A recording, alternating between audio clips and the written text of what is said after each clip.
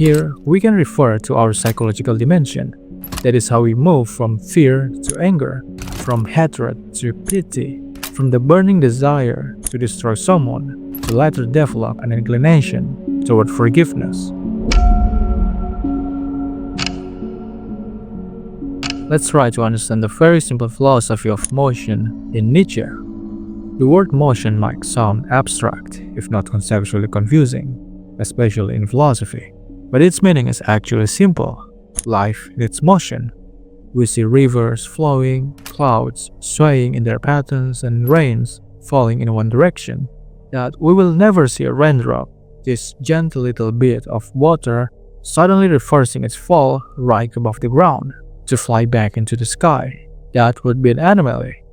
This principle of motion in nature, for Nietzsche, can also be realized within the human soul, to the extent that we can imitate the natural power of life itself.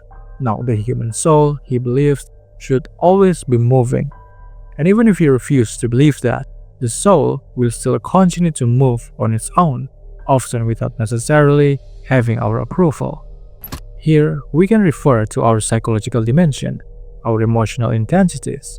That is how we move from fear to anger, from hatred to pity, from the burning desire to destroy someone to later develop an inclination toward forgiveness. This constant shifting, this flowing between intensities is motion. Now, this motion of the soul, for Nietzsche, is something that must be secured, that we as humans must always attempt to keep moving, especially at times when emotion feels challenging, because that is where transformation usually begins.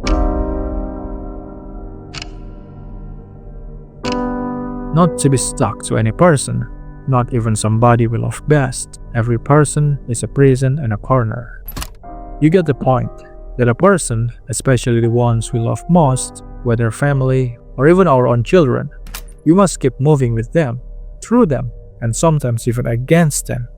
Mothers understand this best, because eventually they must let go and shift their understanding of who their children are from infancy to maturity. This can be a dreadful and painful process that all mothers have to go through, because eventually there will come a moment when a mother must let her children go into the world so they can continue to grow. Now, if she refuses this motion, if she forces her son or daughter to remain infantile, never allowing them to develop further, she pathologizes the relationship and may even violate something essential in human nature itself. For Nietzsche, this is one of the most dreadful acts one can commit in any relationship. The refusal of motion, the unwillingness to grow, to transform, to change, the desire to remain the same forever. Now this, for him, is a static state that imitates even death itself, an absolute immobility. The absence of motion is the absence of life.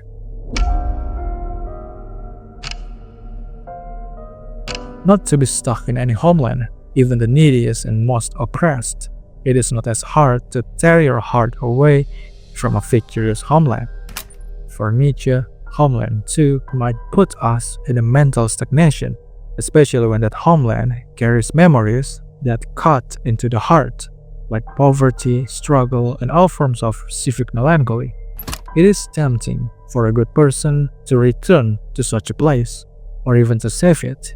But here, Nietzsche challenges us with a higher obligation. These places, effective as they might, are not inherently our responsibility. It's not that it's wrong to become the hero of your homeland or to dedicate yourself to a cause.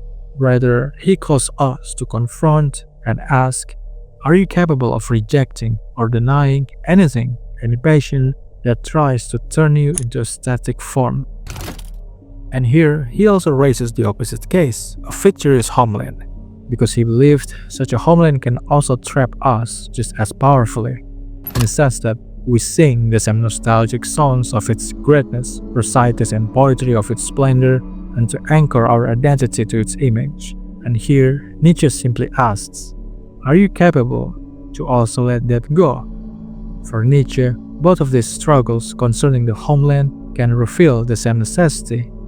That is motion, to never become fixed, frozen, whether by melancholy or fictitious nostalgia, whether by suffering or glory. Now, this one is relevant to all academics, not to be stuck in some field of study, however much it tempts us with priceless discoveries, reserved, it seems, for us alone.